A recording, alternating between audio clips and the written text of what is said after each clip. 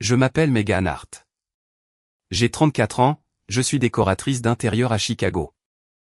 Et au moment où le dîner de Noël s'est terminé, j'avais appris exactement à quelle vitesse une famille peut décider qu'une personne est jetable. Maman se tenait de l'autre côté de la table, furieuse parce que je refusais de m'excuser pour quelque chose qu'elle avait passé 5 ans à me reprocher. Sors, a-t-elle crié. Nous nous portons mieux sans toi. Puis elle m'a giflé devant tout le monde. Personne n'a bougé. Personne ne m'a défendu. Papa fixait son assiette. 2 membres de la famille ont détourné le regard. La seule personne qui s'est levée était mon mari.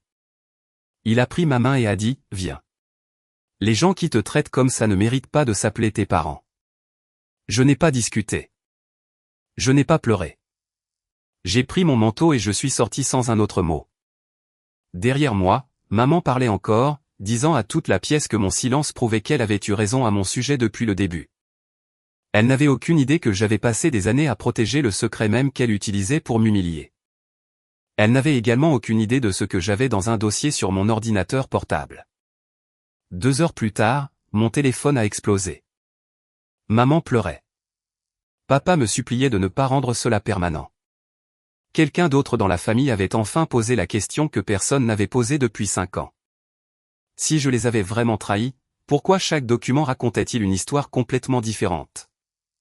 Avant que je vous dise pourquoi ces appels ont commencé, et ce que j'ai fait ensuite, dites-moi, quelle heure est-il où vous êtes, d'où regardez-vous, et quel temps fait-il là-bas? Est-ce que cela correspond à votre humeur en ce moment? Je suis curieuse de voir jusqu'où cette histoire voyagera. Le nom de mon mari est Alex. Et pendant les 10 premières minutes après que nous ayons quitté le restaurant, aucun de nous n'a rien dit. Je fixais mon téléphone pendant qu'il s'allumait sur mes genoux. Le premier message venait de ma mère, Linda. Tu as embarrassé toute cette famille ce soir. Le second est arrivé moins d'1 minute plus tard. Quand tu te calmeras, tu dois revenir et t'excuser. Puis mon père, Robert, a envoyé l'un des siens. S'il te plaît, ne rends pas ce soir pire qu'il ne l'est déjà. J'ai lu ce message 2 fois à cause de la perfection avec laquelle il résumait ma famille. Ma mère pouvait créer le désastre, mais d'une manière ou d'une autre, j'étais toujours responsable de l'empêcher de devenir gênant.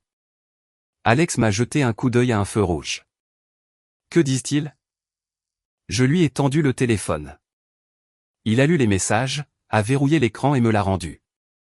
Ne réponds pas tout de suite. J'ai hoché la tête, mais quelque chose en moi avait déjà changé. 5 ans plus tôt, l'entreprise de meubles sur mesure de mon père, Art House Furnishing, avait des difficultés après que ma mère les poussait à ouvrir une 2e salle d'exposition. À peu près à la même époque, mon studio de design a remporté le plus gros contrat que j'ai jamais décroché, une rénovation pour un hôtel historique près du lac. Je voulais aider ma famille, alors j'ai sous-traité un important lot de meubles sur mesure à Art House. L'hôtel a versé un acompte substantiel pour les matériaux. Ma mère gérait les comptes de l'entreprise à l'époque. Sans me le dire, elle a redirigé la plupart de cet acompte pour couvrir des dépenses en retard dans la nouvelle salle d'exposition. Quand Art House s'est soudainement retrouvé dans l'incapacité d'acheter les matériaux promis, tout le projet de l'hôtel a failli s'effondrer. J'avais 2 choix, exposer ce qui s'était passé et risquer de détruire l'entreprise de mon père, ou sauver le projet moi-même. J'ai utilisé les réserves de ma propre entreprise, payé les frais des fournisseurs d'urgence, déplacé la fabrication vers une autre entreprise et empêché l'hôtel de se retirer. Je pensais que c'était la fin de l'histoire. Puis Linda a inventé une histoire différente. Elle a dit à nos proches que j'avais soudainement annulé la commande de Art House, retiré de l'argent du projet et failli mettre en faillite l'entreprise familiale parce que je voulais plus de contrôle. Je l'ai découvert lors d'une réunion de famille des mois plus tard, quand un oncle a fait un commentaire sarcastique à mon sujet, me rappelant d'où je venais. Quand j'ai confronté papa, il a admis qu'il savait ce que Linda avait dit à tout le monde. Laisse tomber pour l'instant, a-t-il dit. L'entreprise est fragile. Ta mère est embarrassée. Nous corrigerons cela plus tard. Ce plus tard n'est jamais venu. Au lieu de cela, le mensonge est devenu une histoire de famille. Chaque désaccord avec Linda revenait finalement à la même accusation. Après tout ce que la famille avait fait pour moi, j'avais une fois failli détruire l'entreprise de mon père. Et parce que j'étais restée silencieuse, tout le monde a supposé que le silence signifiait la culpabilité.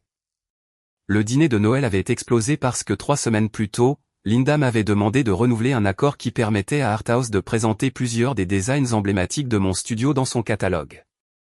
Je l'avais autorisé pendant des années parce que l'entreprise de papa avait encore besoin d'aide.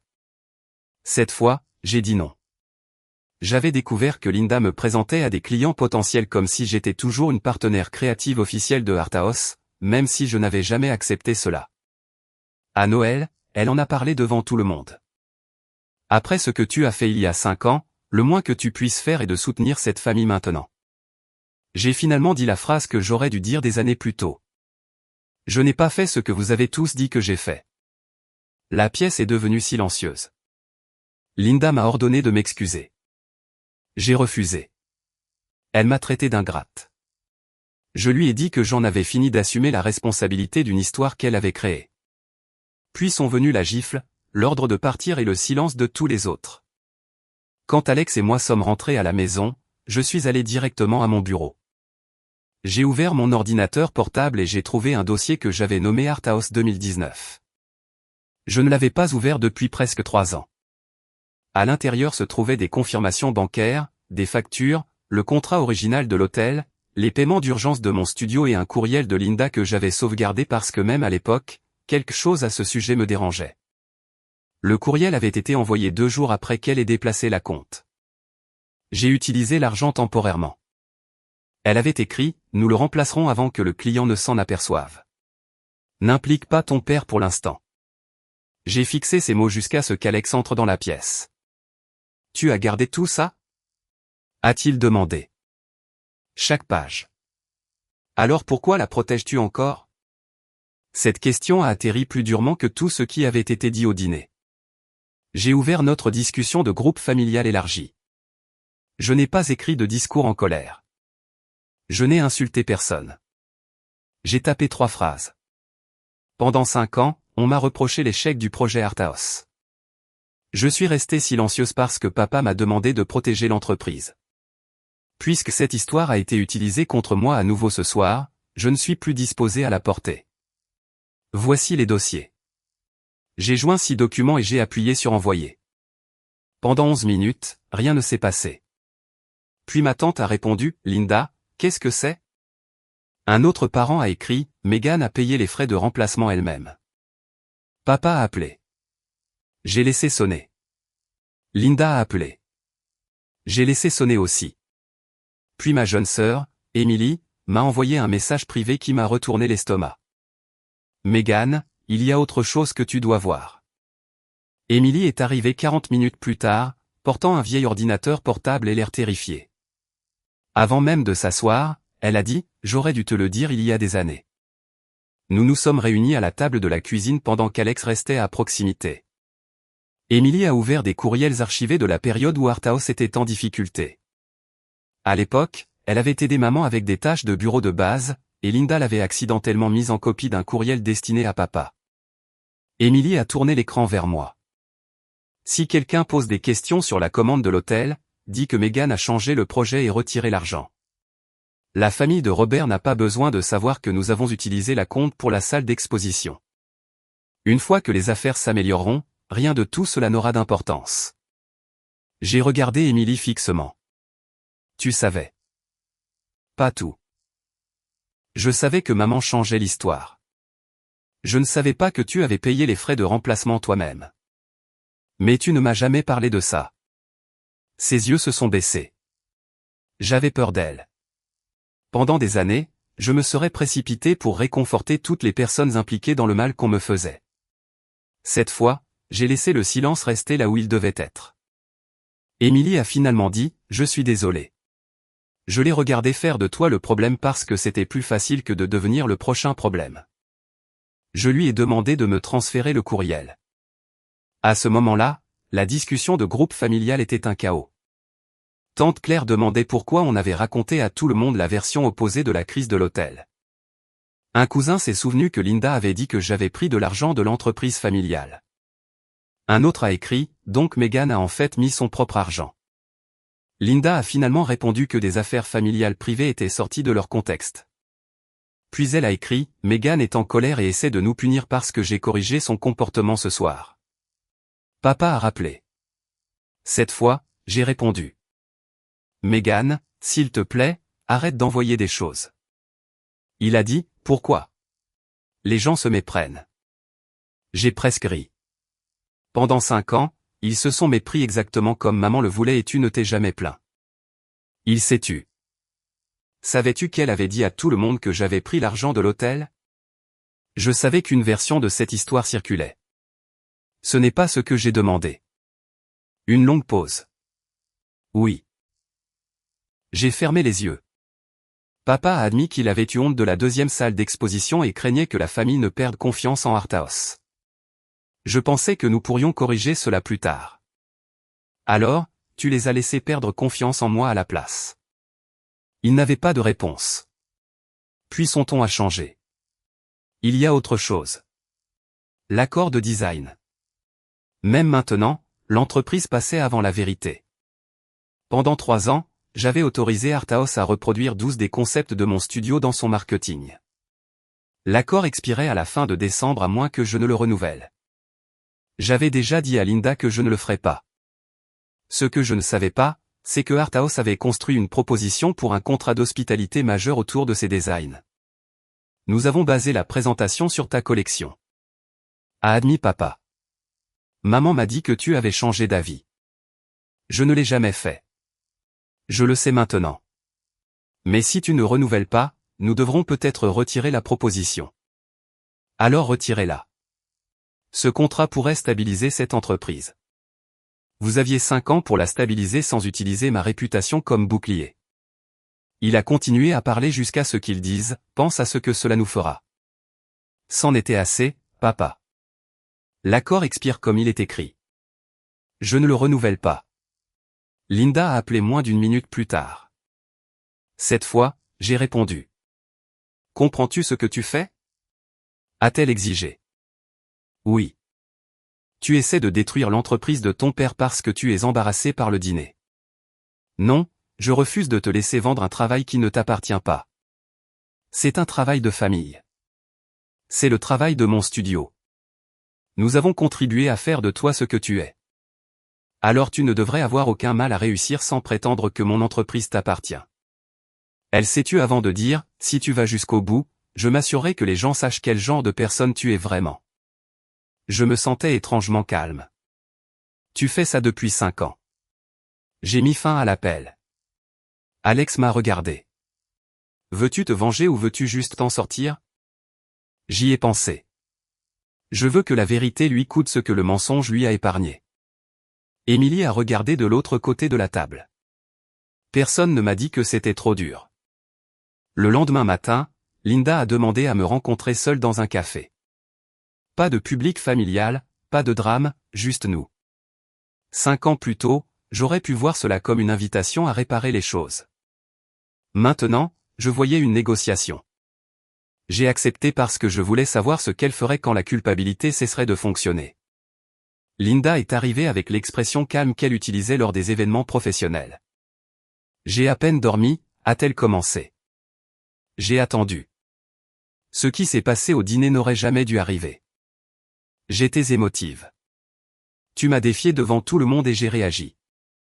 Même ses excuses exigeaient que je partage le blâme. Tu m'as giflé et tu m'as dit que la famille se portait mieux sans moi. J'ai dit, tu n'as pas besoin d'expliquer pourquoi. Tu dois prendre tes responsabilités. Son expression s'est durcie. J'ai dit que j'étais désolé. Tu as dit que ça n'aurait pas dû arriver. Ce ne sont pas les mêmes choses. Elle a soupiré. Bien. Je suis désolé de t'avoir giflé. Et le mensonge à propos de Arthaus. C'était compliqué. Tu as dit aux gens que j'ai causé une crise que tu as causée. J'ai protégé ton père en sacrifiant ma réputation. Les familles se protègent mutuellement.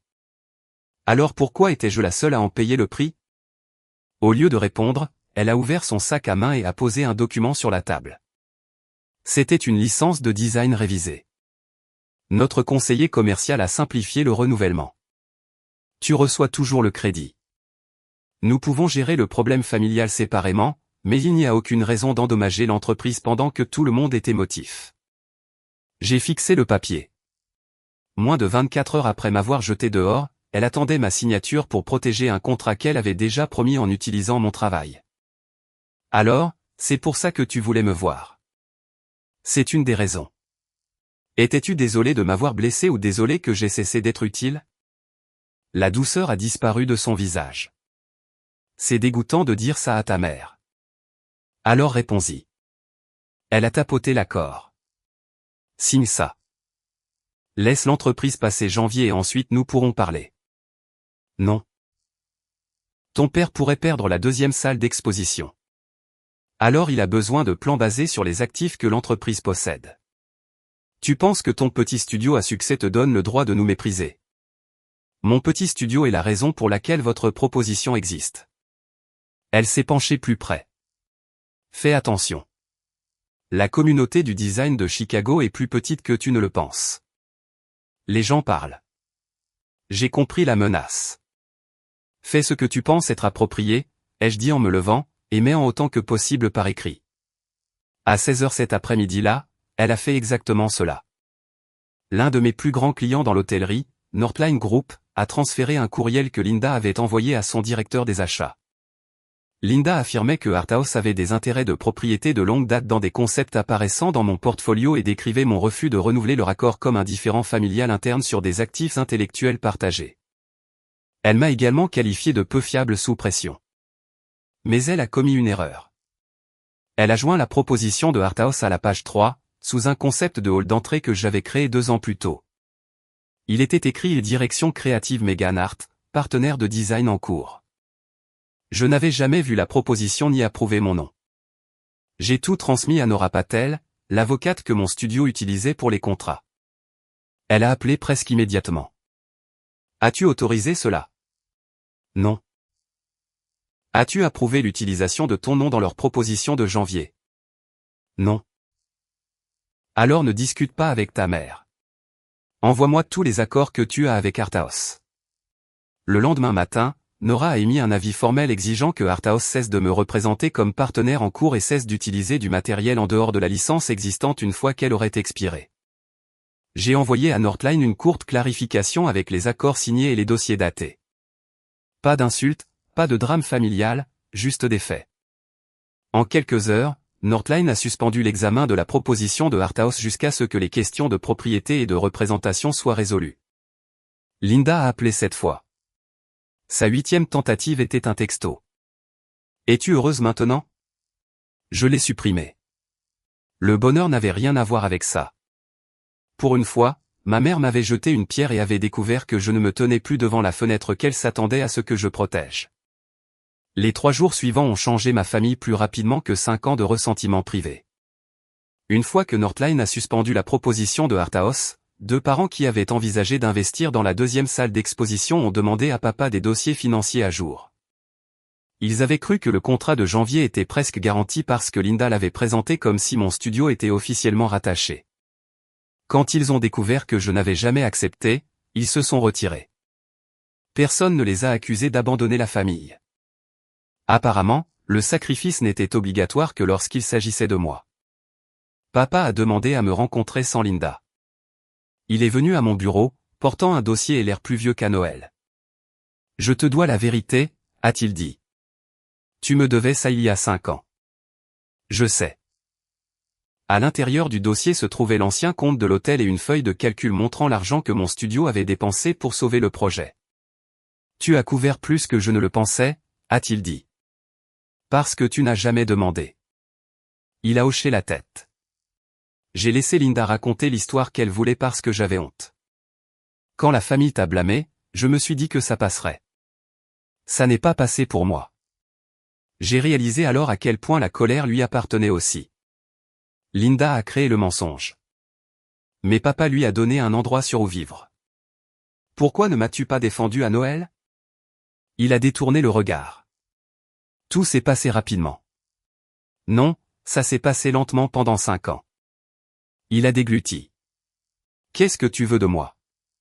C'était la première question utile que l'un ou l'autre de mes parents ait posée. Je veux que la vérité soit corrigée par les personnes qui ont créé le mensonge. Je veux un plan de remboursement écrit pour ce que mon studio a dépensé pour sauver le projet de l'hôtel. Arthaus cesse d'utiliser mon nom et mes designs en dehors de l'accord. Et tu arrêtes de me demander de gérer la réaction de maman. Il est resté silencieux. C'est juste. Papa a expliqué que Arthaus fermerait probablement la deuxième salle d'exposition sans l'investissement de Northline et de la famille. Garder les deux emplacements n'avait aucun sens. Il avait également embauché un comptable externe et retiré à Linda la possibilité de déplacer les fonds de l'entreprise sans examen. Elle pense que je l'ai trahi. Il a dit qu'elle survivrait à ce sentiment. Avant de partir, papa a promis de corriger lui-même l'histoire familiale. Ce soir-là, il l'a fait. Son message déclarait que la crise de 2019 avait été causée par des fonds redirigés à l'intérieur de Arthaus, que je n'avais jamais pris la compte et que mon studio avait personnellement couvert les frais d'urgence. Il a admis savoir que le récit familial était faux et ne pas l'avoir corrigé.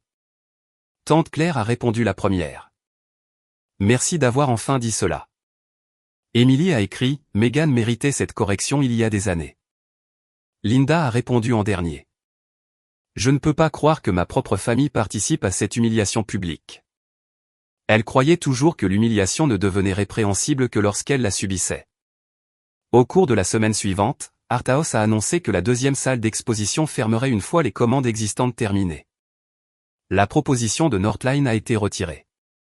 Papa a commencé à restructurer autour de l'emplacement d'origine. Les membres de la famille ont cessé d'appeler automatiquement Linda pour chaque décision familiale. Tante Claire et Emily ont commencé à organiser les choses elles-mêmes. Personne n'a officiellement détrôné Linda d'un trône imaginaire. Ils ont simplement cessé de tourner autour d'elle, et cela semblait faire plus mal. Elle avait passé des années à contrôler la famille par l'information. Qui réussissait? Qui était égoïste? Qui devait des excuses à qui? Une fois que les gens ont réalisé que l'une de ces plus grandes histoires avait été délibérément façonnée, ils ont commencé à en remettre d'autres en question. Je ne l'ai pas encouragé. Je n'en ai pas eu besoin. Un soir, Alex m'a trouvé en train de lire des excuses d'un parent qui avait cru Linda. Tu as l'air triste, a-t-il dit. Je pensais que ça ferait plus de bien. Ça en fait, et ça n'en fait pas. La vengeance n'était pas une émotion propre. Il y avait de la satisfaction à regarder la vérité se déplacer dans les mêmes pièces où le mensonge avait vécu. Mais il y avait du chagrin à savoir combien de personnes avaient trouvé pratique de ne pas remettre en question ce mensonge. Quelle loyauté devez-vous à des gens qui ne valorisent que le silence qu'elle achète? 2 jours plus tard, tante Claire a appelé. Linda veut une réunion de famille. J'ai ri une fois. Bien sûr qu'elle en veut une. Elle dit qu'elle veut s'excuser. La crois-tu? Claire a fait une pause. Je crois qu'elle veut retrouver sa position. J'ai accepté d'y assister à 3 conditions. Un lieu neutre, pas de documents commerciaux à signer pour moi, et pas de prétention que la réunion était une réconciliation alors que la vérité était encore négociable. Quand je l'ai dit à Alex, il m'a demandé si j'étais sûr. Oui, ai-je dit. Noël était sa pièce. Celle-ci ne le sera pas. La réunion de famille a eu lieu 3 semaines après Noël dans une salle privée d'un restaurant. Une autre longue table, beaucoup des mêmes parents. Mes parents à une extrémité, Alex à côté de moi, Emily en face de nous, mais cette fois je n'étais pas là pour mettre tout le monde à l'aise. Linda est arrivée la dernière, s'est assise et a attendu que les boissons soient servies avant de se lever. J'ai demandé à tout le monde de venir ici parce que notre famille a traversé quelque chose de douloureux, a-t-elle commencé. Noël est devenu émotionnel et des choses ont été dites et faites que je regrette profondément. Pas de sujet, pas de responsabilité. Des choses ont été dites, des choses ont été faites. Elle a continué, Meghan et moi avons toujours eu une relation compliquée. Nous sommes toutes les deux de fortes personnalités et parfois nous nous poussons mutuellement trop loin. Non, ai-je dit. Toutes les têtes se sont tournées vers moi. Linda s'est figée. Excuse-moi. Nous ne réécrivons pas Noël 2. J'ai refusé de renouveler un accord commercial. Tu as exigé des excuses pour quelque chose que tu m'as faussement reproché pendant 5 ans. Tu m'as giflé et tu m'as jeté dehors. Je ne t'ai pas poussé à faire ça. Son visage a rougi. J'essaie de m'excuser. Alors excuse-toi sans m'attribuer la moitié de la responsabilité. Elle s'est assise lentement. Bien. Je suis désolé de t'avoir giflé. Merci. Et je suis désolé que la situation commerciale d'il y a des années ait été mal comprise. J'ai pris quelque chose dans mon dossier. Ce n'était pas un malentendu. Sa mâchoire s'est crispée. Megan, nous n'avons pas besoin d'un procès. Les procès sont pour les faits contestés. Ceux-ci ne sont plus contestés. J'ai posé un courriel imprimé sur la table. Il y a 5 ans, maman a déplacé de l'argent du projet de l'hôtel vers les dépenses de la salle d'exposition. Quand Arthouse n'a pas pu livrer, mon studio a payé les frais d'urgence. Papa l'a confirmé. Emily a également trouvé un courriel de la même semaine. Linda s'est tournée vers ma sœur. J'ai lu une ligne. Si quelqu'un pose des questions sur la commande de l'hôtel, dis que Megan a changé le projet et retiré l'argent. Tante Claire a regardé directement Linda. As-tu écrit ça? Linda a baissé les yeux. Tu manques le contexte. L'as-tu écrit? Oui, mais alors pourquoi nous as-tu dit pendant 5 ans que Megan avait causé le problème? La voix de Linda s'est élevée. Parce que Arthouse s'effondrait. Robert tenait à peine le coup. Megan avait une carrière réussie. Elle pouvait absorber quelques critiques. L'entreprise ne le pouvait pas. La pièce est devenue complètement silencieuse. C'était ça. Pas le déni, pas le remords, la logique réelle. Elle m'avait choisi parce qu'elle pensait que je pourrais survivre en étant sacrifié. Papa s'est couvert le visage. Emily a chuchoté, « Maman ». Linda a regardé autour d'elle comme si elle s'attendait à de la compréhension. J'ai fait ce que je pensais devoir faire. Et c'est ça le problème, ai-je dit. Tu penses toujours que protéger quelque chose que tu apprécies te donne la permission de nuire à quelqu'un que tu penses pouvoir l'encaisser. Elle s'est tournée vers moi. Et qu'est-ce que tu fais maintenant? Tu as détruit la proposition de Northline. Tu as coûté à l'entreprise la 2e salle d'exposition. Tu as retourné tout le monde contre moi. En quoi est-ce différent? Parce que je n'ai rien inventé sur toi. J'ai arrêté de te prêter des choses qui m'appartiennent. J'ai ouvert la 2e section de mon dossier. Voici l'accord de design. Il a expiré comme il était écrit. Voici la proposition de Northline utilisant mon nom en tant que partenaire créatif en cours sans permission. Et voici le courriel que tu as envoyé à Northline revendiquant des intérêts de propriété que l'accord n'a jamais donné à Arthouse. Papa a regardé les documents. Linda, tu m'as dit qu'elle avait accepté verbalement de rester impliquée. Je pensais qu'elle finirait par accepter. Tu m'as dit qu'elle l'avait déjà fait. Parce qu'elle aurait dû. A lancé Linda. Quelque chose a changé dans la pièce. Personne n'essayait de me calmer. Personne ne m'a demandé ce que j'avais fait pour la provoquer. Papa a parlé lentement. La 2e salle d'exposition ferme. Cette décision est finale. Je prends en charge directement les contrats, et le comptable externe reste. Aucune proposition n'utilise le nom de Megan à moins qu'elle ne la signe elle-même. Linda le regarda fixement. Vous avez discuté de cela sans moi. Parce que je ne peux pas continuer à construire des plans autour d'accords qui n'existent pas. Tante Claire a pris la parole ensuite. Elle et 2 parents avaient précédemment envisagé un prêt familial pour soutenir Arthouse. Nous n'investissons pas, a-t-elle dit. Pas après avoir appris que la proposition de Northline était présentée comme plus sûre qu'elle ne l'était. Linda avait l'air stupéfaite. Alors, tout le monde me punit maintenant. Claire a secoué la tête. Non, nous prenons des décisions avec des informations exactes. Linda s'est tournée vers moi. Est-ce ce que tu voulais? Mon entreprise qui rétrécit? Ton père qui me traite comme si on ne pouvait pas me faire confiance? La moitié de la famille qui m'ignore?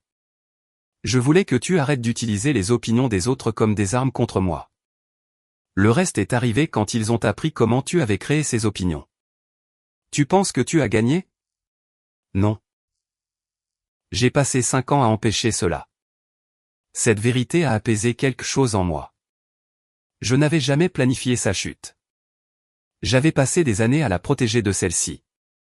Une fois que j'ai arrêté, la gravité a fait le reste. Linda s'est levée. Je ne vais pas rester assise ici pendant que ma propre famille m'humilie. Emily a répondu avant que je ne le puisse. Megan l'a subi pendant 5 ans. Linda la regarda fixement. Emily a continué, et j'ai aidé en restant silencieuse. Je ne le ferai plus. Linda est sortie. Personne ne l'a suivie. Papa est resté à table, fixant le courriel. Finalement, il a dit, « Je suis désolé, Megan. Je t'entends, mais je ne suis pas prête à rendre tout normal parce que tu as enfin dit la vérité. » Il a hoché la tête. Je comprends. Si maman veut une relation avec moi, elle doit corriger l'histoire elle-même. Pas toi, pas Emily. Elle. Claire a demandé. À qui? À tous ceux à qui elle l'a raconté. Si elle a passé 5 ans à répandre le mensonge, une conversation à la fois, elle peut passer tout le temps qu'il faudra à le corriger de la même manière. Personne n'a discuté. Quand Alex et moi sommes partis, j'ai réalisé quelque chose. À Noël, j'étais parti en croyant que ma famille m'avait rejeté. 3 semaines plus tard, j'ai compris qu'ils avaient en fait perdu la version de moi qu'ils avaient formée à rester silencieuse. 3 mois plus tard, Arthouse Furnishing fonctionnait toujours, mais seulement depuis sa salle d'exposition d'origine. Papa a vendu le stock restant de la 2e succursale, a réduit les dépenses et a cessé de rechercher l'expansion pour les apparences. L'entreprise ne s'est pas effondrée, malgré l'insistance de Linda sur le fait que mon refus de la sauver détruirait tout. Arthouse a survécu une fois qu'elle a été forcée de vivre dans la réalité. Ce qui a disparu, c'est l'image que Linda avait construite autour d'elle. Elle ne gérait plus les fonds de l'entreprise ni ne se présentait comme responsable de chaque décision créative majeure. Elle a cessé d'assister à plusieurs événements de l'industrie après que les gens aient commencé à demander pourquoi le nom de mon studio avait disparu des supports de Arthouse. Northline a finalement choisi un autre fabricant de meubles, mais a gardé mon studio sur sa liste de design approuvés. Je n'avais rien volé à mes parents. J'avais simplement séparé mon identité professionnelle de la leur. Papa a également signé un accord de remboursement pour l'argent que mon studio a dépensé pour sauver le projet de l'hôtel 5 ans plus tôt. Je n'ai pas tout exigé immédiatement. J'ai exigé des documents, de la cohérence et la fin de la prétention que la dette n'avait jamais existé. Son premier paiement est arrivé exactement à la date promise. Le montant importait moins que la reconnaissance. Emily et moi avons reconstruit notre relation plus soigneusement. Je l'aimais, mais je ne prétendais pas que son silence ne m'avait jamais blessé. Elle ne me l'a pas demandé. Un après-midi, elle a dit, « J'ai passé des années à penser que rester neutre signifiait que je ne participais pas. » Je lui ai dit, « Parfois, la neutralité signifie simplement que la personne la plus puissante ne rencontre aucune résistance. » Après cela, elle a cessé d'expliquer et a commencé à être présente. Linda a tenu près de 6 semaines avant de faire ce que j'avais demandé.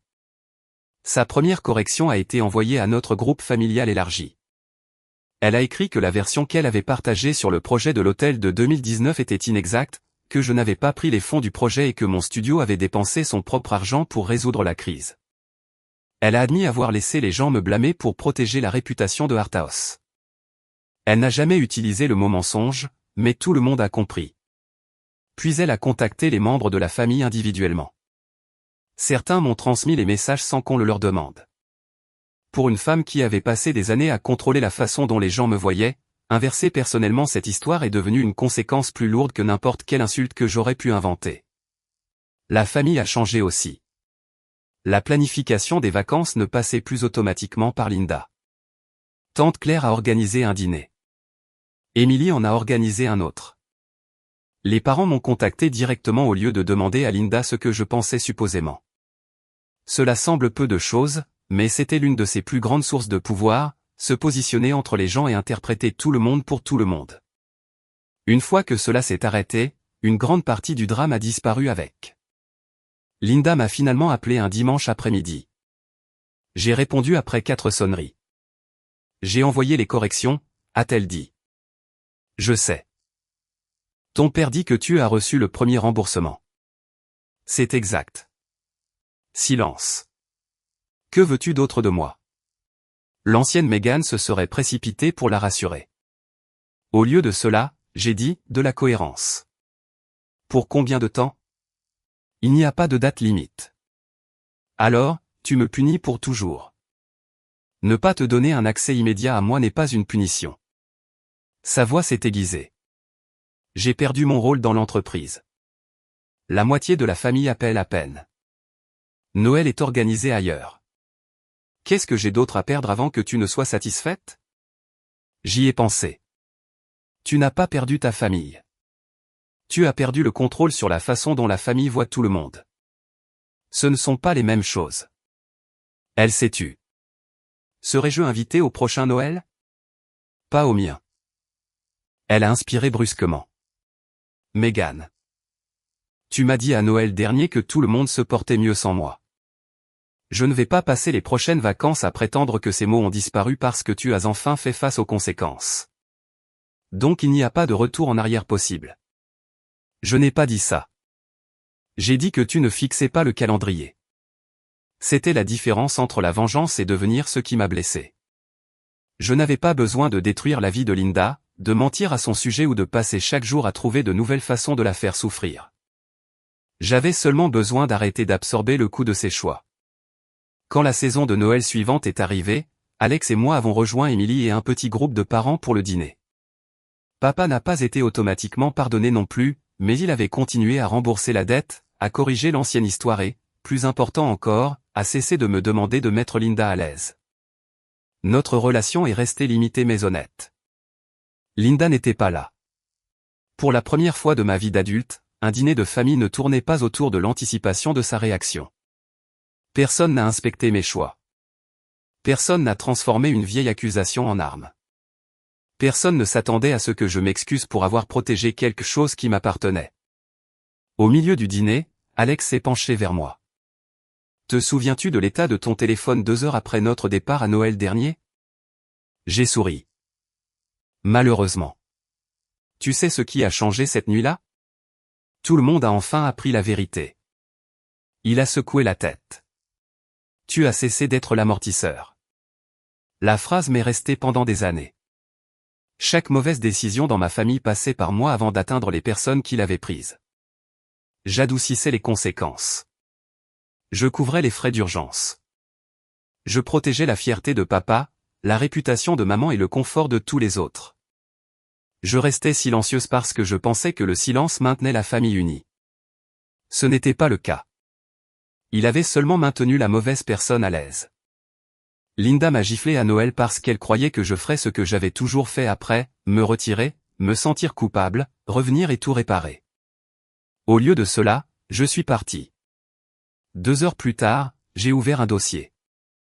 Tout ce qui a suivi est venu d'une seule décision. J'ai arrêté de protéger un mensonge qui ne m'avait jamais protégé. Et si quelqu'un sacrifiait votre réputation pour sauver la sienne, puis vous traitait de cruel au moment où vous disiez la vérité, des excuses seraient-elles suffisantes pour vous?